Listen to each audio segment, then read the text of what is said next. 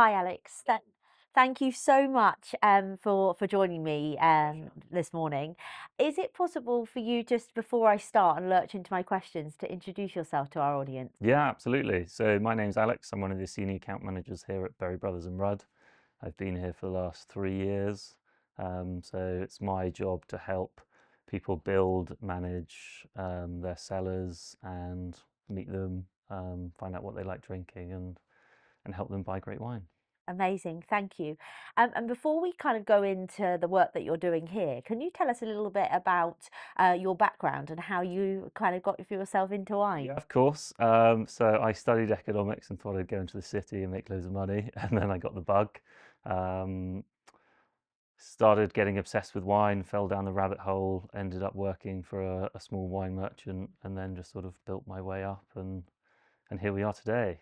Amazing. And you touched on earlier that you were, when we were speaking before, about working for a startup Yeah. as part of your journey to get here. Can you tell us a little bit about that? Yeah, of course. It was a really small team of about 10 people, and my job was heading up the Asian market. So my predominant book was in Hong Kong, but that was around the COVID time, so it was a bit of a challenging market. So I had to do a lot of business development in Singapore, Taiwan, South Korea, and all over Southeast Asia. It was really interesting. It was on the trade side, so selling large volumes and negotiating over prices rather than, telling the story and meeting customers. And so, yeah, I wanted to get more involved with the product, and here we are. Perfect. So obviously you are very much involved in helping people to build out their cellars. Can you tell us a little bit about what makes a great foundation for a collection? Yes, variety is probably the cornerstone. The three biggest regions are Bordeaux, Champagne, and Burgundy. But after that, you've got Barolo, Tuscany, and then all of the New World as well. Yeah. So you want a little bit of everything. But I've chosen Bordeaux today because that's the biggest building stone, I think, the cornerstone of any fine wine collection.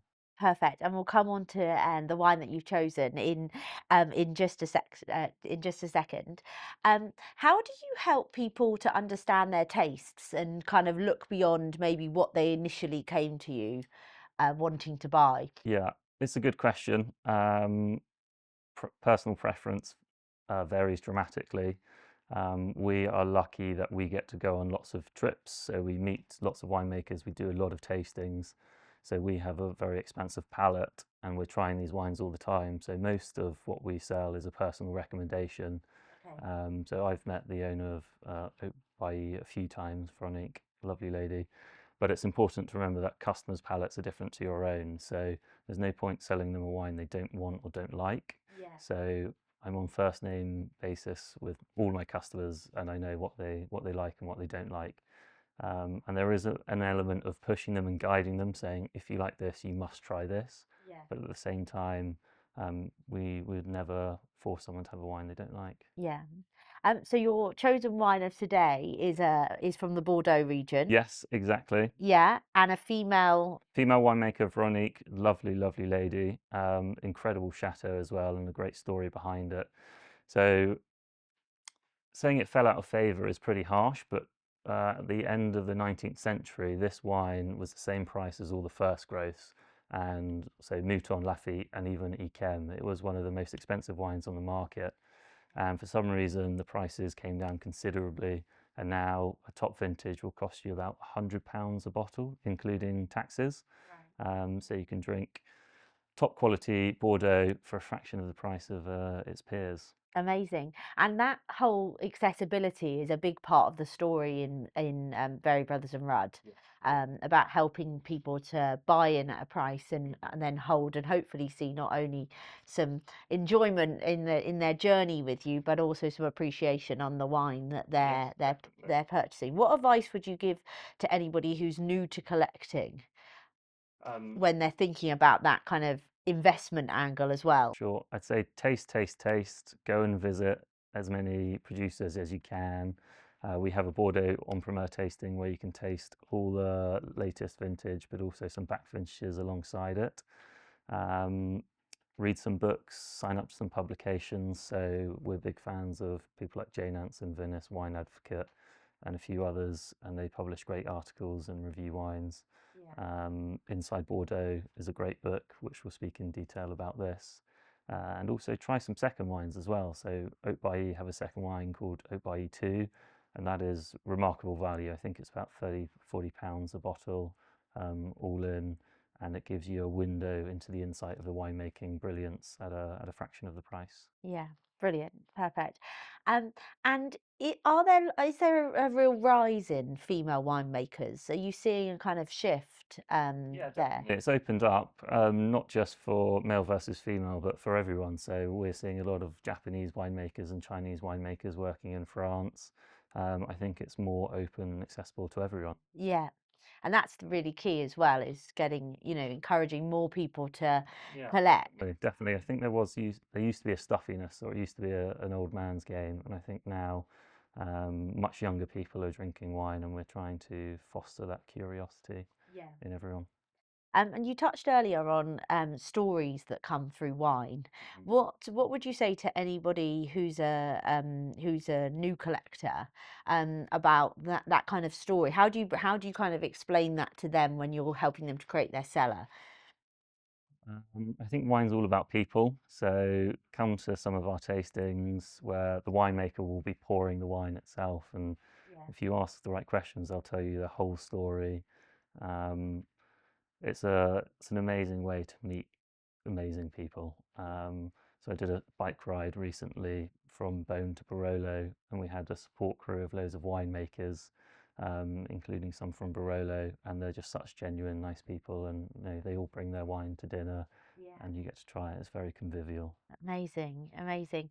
Um, and we've also touched on the kind of stuffiness that some people may feel, and something that we're here together to try Yeah. and demystify and move away from. Um, what would you say to somebody who maybe finds the idea of collecting wine a bit intimidating? You touched on taste, taste, taste, and Yeah. different things earlier, but if you could give one piece of advice, what would that be? Ask as many questions as you can. No one is gonna say that's a stupid question. Be curious. People are willing to teach you and will happily engage with you if you're curious. Um, So, Alex, often we're talking about the very traditional regions that people think about.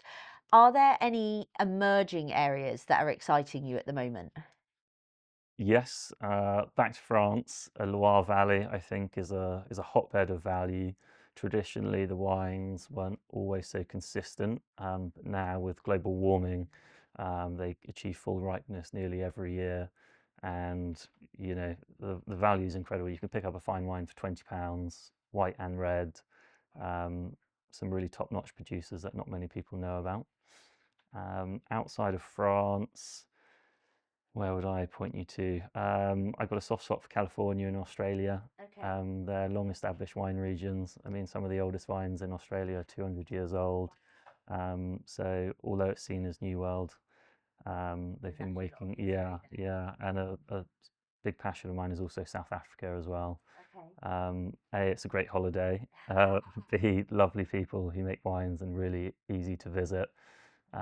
Very genuine people making wine there, and yeah, again, value is insane. So why South Africa is so interesting because they have such a wide range of climates there, so they can make perfect Burgundy-inspired wines, perfect Rhone-inspired wines, and also Bordeaux as well. Yeah, So you've got loads of different grapes, but if you're looking at whites, I'd say Chenin is top notch. They're world class Chenin, yeah. and reds, Syrah. So sort of those northern Rhone varieties are really interesting. Perfect. And in the UK, we've obviously seen the rise of English sparkling. Yeah. Do you see that going a step further into wine more generally? Yeah, massively. So I've been speaking to our brilliant fine wine director, Mark Pardo, who sits on the board of Hamilton and is sort of pulling the strings there. And I was asking him, are they making any still red wine yet? And yes, they are. Okay. So English sparkling wine is having a huge moment, and it will continue to get better and better and bigger and bigger. Yeah. but also we're going to start seeing still whites and still reds as well, Yeah. which is really exciting. And are you investing and seeing clients investing in the English wines at this point, or is it a little bit too early to? I say we're sort of at the cusp. We're seeing fine wine traded on the secondary market. So brands like Nye Timber, they have a single vineyard called Tillington, and Yeah. that's traded on LiveX. Okay. So the secondary market is slowly forming, but it's still very nascent. Yeah. And with years to come, I expect that to grow. Yeah. And we were talking about the sellers and creating a cellar. How often or how long, if you're a collector coming into this new, how long do you think it takes to really start to see appreciation in what you're building? It's always been a medium to long term investment. So I would say the usual is 10 years minimum, but more like 10 to 15 or even 20. Yeah.